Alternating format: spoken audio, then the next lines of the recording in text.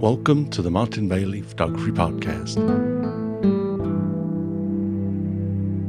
It's December 29, 2023, and this is episode 832. Today I wanted to share a few individual updates as we near the end of 2023.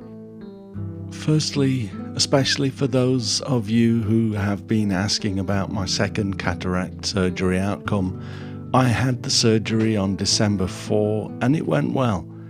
I didn't get a bloodshot eye this time, so I have no gory photos to share, but I'm not entirely satisfied with my eyesight. My left eye now has amazing vision and I'm able to see everything from near to far with unbelievable sharpness and clarity. When I look with both eyes, I see well too, but when I close my left eye, the vision in my right eye is slightly soft from around 5 meters or 15 feet or so. At this point, it looks as though I'm left with slight short-sightedness in my right eye, which is very disappointing because I've paid for trifocal lenses. The surgeon, who I revisited yesterday, tells me that there was never a guarantee of perfect vision, but they did a pretty damn good job with my left eye, so I'm not satisfied with their handling of the complaint either. I'm told that I could pay another $4,500 and replace the lens, but there is a lot of risk and no guarantee that my eyesight will improve, and it may even get worse, so I won't be doing that. Don't get me wrong, I'm incredibly grateful that I was able to get these procedures done and get the cataracts out of my eyes, and I developed them very quickly over the course of a year, so I really could tell that my eyesight was degrading quickly. But in addition to a strong feeling of being shortchanged, my dominant eye being weaker than my non-dominant eye has played havoc with my archery. I know archery is just a hobby, but it's very important to me, and at the moment I'm not able to shoot like I was before the cataracts started to mess up my vision. In archery you aim with both eyes, but my non-dominant left eye being sharper than my right eye makes it look like the target is in a place where it isn't. So I'm missing the target completely sometimes, and that makes it impossible for me to enter contests, etc.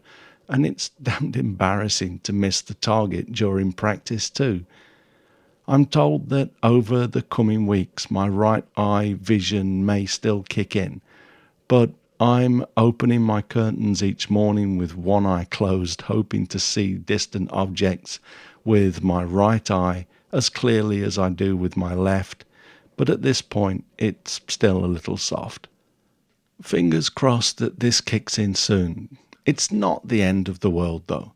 Daily life is fine and I'm seeing great. If things don't calm down in another week or two, I will see about getting contact lenses just in my right eye to bring the vision to the same level as my left. And I'll only need that adjustment for archery, so it's not too much of a problem, as disappointing as it is to still need this correction. I am grateful that I can see well again with both eyes. The second thing that I wanted to update you on is my Amazon Glacier backup directly from my Synology NAS unit, which has been running without issue since installing the Starlink satellite in September.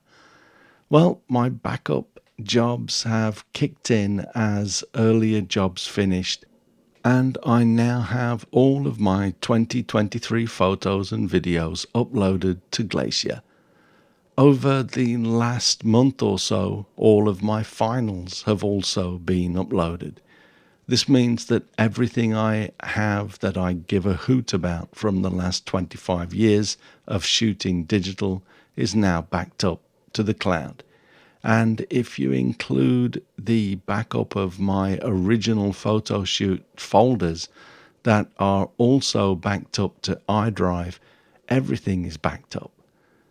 I also have my first 5 years of digital photography and some older scans that I made years ago backed up, and I have configured jobs for each year in between as well. At the moment, what I call my sync box is now uploading. This is my replacement for Dropbox, which I use to store all of my data that I like to synchronize between my two Macs and my iPhone and iPad. And that's about 627 gigabytes, and that's probably going to take about 3 weeks to upload. Then it will automatically start to upload my 2022 backlog.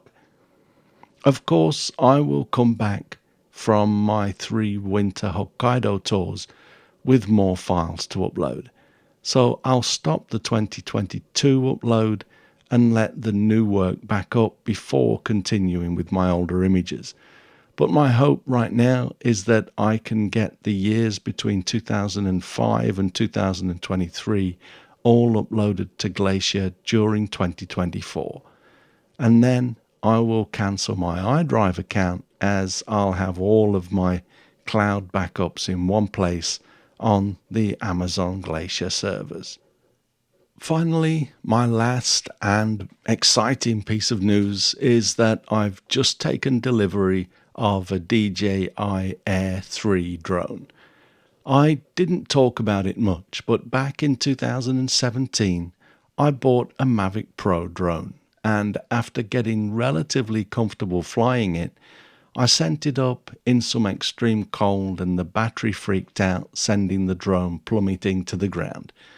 It landed in some soft snow, so it wasn't damaged by the fall, but I hadn't thought to turn the drone off as soon as it crashed, and my camera gimbal motors burnt out, leaving the drone essentially useless. I thought about getting it repaired, but 5 years have since elapsed, and it was still sitting in my storeroom. But the times I did fly my old Mavic Pro felt like it was an extension of my vision, almost as though I was flying up there, seeing the world from above and from angles that aren't physically possible. It was incredibly liberating, and I missed it. I got my Mavic back out to find that all 3 of the batteries that I'd bought were bloated and no longer safe to use, so I won't get it repaired now. I started to look at what was available now, and I almost bought a Mavic Pro 3, which has 3 cameras now, including a wide, a medium focal length, and a relatively long focal length that all look great. Being the way I am though, I was looking at the Pro remote control and also thinking that the Cine version would be nice to have for the built-in memory and the professional video format, and it was going to cost a lot more than I was really realistically able to warrant paying at this point. So I took a step back and decided to go for the DJI Air 3. It doesn't have a long telephoto lens, but it does have the ability to shoot at 48 megapixels for images with both cameras and a 46-minute flight time.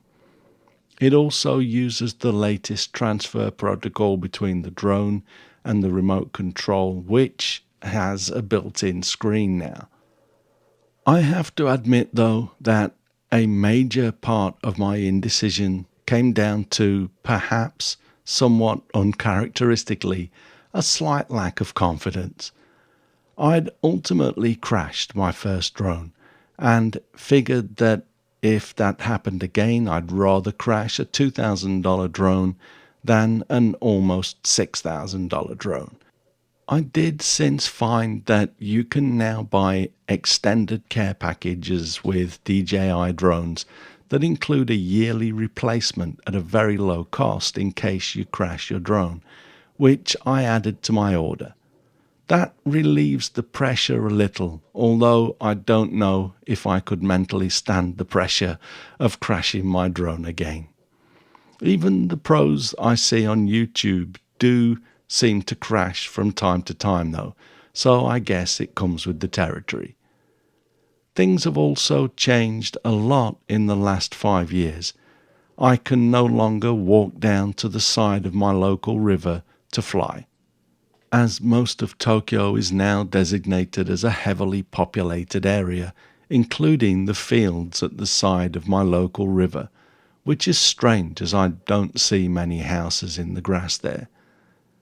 There are also now some licenses that have to be put in place that, once owned, allow you to fly in more places either without going through an application process or having the application process made simpler if you have the license.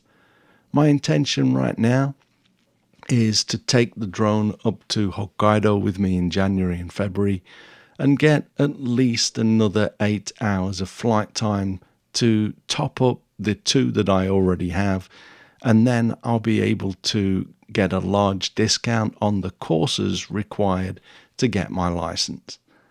To help build my confidence in flying before I go to Hokkaido, I've booked a half-day training session with a local pro, and he helped me yesterday to get my drone licensed and the ID installed in the drone so that I can do that session with my drone. It's all very exciting and I'm looking forward to flying again. Hopefully I'll have some amazing footage to share with you after my return and not some embarrassing story of the demise of yet another drone while in Hokkaido. Before we finish, I'd like to remind you that it's that time of year again when we go through our year of photos and select our top 10 images for 2023. This is an enjoyable and important exercise to do each year, honing our editing skills and providing a yearly log of our progress as photographers. I'll share my top 10 next week, and I hope to see yours too, so please stay tuned. Thanks very much for listening today. If you enjoy this podcast, please consider supporting us on Patreon, which comes with various benefits depending on your contribution, from basic support and access to the MVP community to full-blown photography mentorships. For further details, check out our Patreon page at mbp.ac/Patreon. You can find me on Instagram, Facebook, Twitter, and LinkedIn, and Threads. And links to everything that I'm up to are at martinbaileyphotography.com, so do drop by and take a look. I'll be back next week with another episode, but in the meantime, you take care and have a great week and a wonderful 2024. Bye-bye.